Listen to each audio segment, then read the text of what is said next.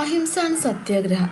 അഹിംസ എന്ന വാക്കുകൊണ്ട് അദ്ദേഹം ഉദ്ദേശിച്ചിട്ടുണ്ടായിരുന്നത് മറ്റുള്ള ആളുകൾ അല്ലെങ്കിൽ മറ്റുള്ള ജീവജാലങ്ങൾക്കൊക്കെ ഉപദ്രവിക്കാതിരിക്കുക, അല്ലെങ്കിൽ മറ്റുള്ള ജീവജാലങ്ങൾക്കോ മറ്റൊന്നും ഒരു ദോഷകരമാവാതിരിക്കുക എന്നുള്ളതാണ് അദ്ദേഹം അഹിംസ എന്നുകൊണ്ട് ഉദ്ദേശിച്ചിട്ടുണ്ടായിരുന്നത്. ഗാന്ധിജി കുട്ടിക്കാലം മുതലേ ഹിന്ദു മതത്തിനെയും ജൈന മതത്തെ കുറിച്ചൊക്കെ നല്ല ധാരണ ഉള്ള ഒരാളായിരുന്നു.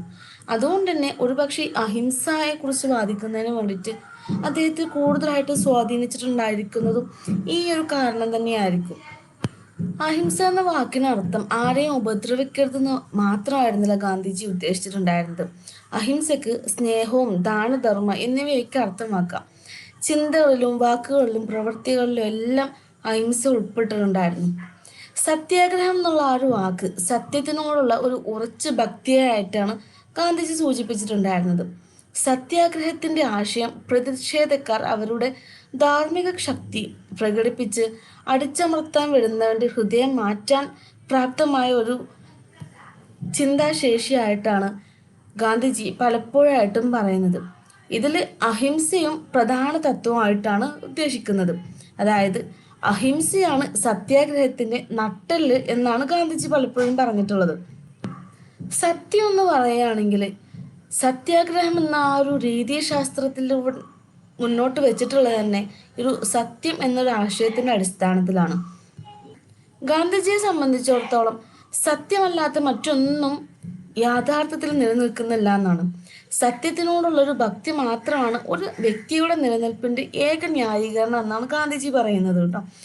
സത്യത്തിനെ കുറിച്ചിട്ടുള്ള പൊതുവായ ധാരണ ഒരാൾ സത്യം സംസാരിക്കണം എന്ന് മാത്രമേ ഉള്ളൂ. പക്ഷെങ്കിൽ ഗാന്ധിജിയെ സംബന്ധിച്ചിടത്തോളം സത്യം എന്ന് പറഞ്ഞാൽ ഒരാളുടെ സംസാരത്തിൽ മാത്രമല്ല, അദ്ദേഹത്തിന്റെ ചിന്തയിലും പ്രവൃത്തിയിലും നിരീക്ഷണത്തിലും എല്ലാം ഉൾക്കൊള്ളുന്നതാണ്. അതുകൊണ്ട് തന്നെ സത്യാഗ്രഹം എന്ന് പറഞ്ഞിട്ടുള്ള ഗാന്ധിജിയുടെ ആശയത്തിലും സത്യം എന്ന് പറഞ്ഞാൽ സത്യത്തെയും ആഗ്രഹം എന്ന് പറഞ്ഞാൽ സ്ഥിരോത്സാഹത്തെയാണ് അർത്ഥമാക്കുന്നത് കേട്ടോ. സത്യത്തിന്റെ പാത പിന്തുടരുക എന്നാണ് അർത്ഥമാക്കുന്നത്. എന്ന് വെച്ചാൽ ഇപ്പോൾ ഒരാൾ എന്തെങ്കിലും അദ്ദേഹത്തെ മോശമായ രീതിയിൽ പെരുമാറുകയാണെങ്കിൽ അതിനെപ്പോഴും പ്രതികാരം ചെയ്യാതെ സത്യം എന്താണെന്ന് കണ്ടിട്ട് നമുക്ക് എതിരെ പ്രവർത്തിക്കുന്ന ആളുടെ മനസ്സാക്ഷിയെ ആകർഷിക്കുന്ന രീതിയിൽ നമ്മൾ പ്രവർത്തിക്കണം എന്നാണ് അദ്ദേഹം പറയുന്നത്. സത്യാഗ്രഹം ഒരിക്കലും ഒരു ദുർബലരായിട്ടുള്ള ഒരു വീക്കായിട്ടുള്ള ആളുടെ ആയുധമല്ല എന്നാണ് പറയുന്നത്. കാരണം ഈ ഒരു സത്യം അല്ലെങ്കിൽ സത്യാഗ്രഹം എന്നൊക്കെ പറയുന്ന ആ ഒരു ഐഡിയോളജി എത്രത്തോളം നമ്മുടെ ഉൾക്കൊണ്ട് ചെയ്യാൻ പറ്റുന്നോ എന്ന് വെച്ചാൽ ശക്തരായിട്ടുള്ള ആളുകളുടെ ഒരു ശക്തിയായിട്ട് മാത്രമാണ് ഈ ഒരു ഐഡിയോളജിയിലേക്ക് നമുക്ക് കാണാൻ സാധിക്കുന്നത്.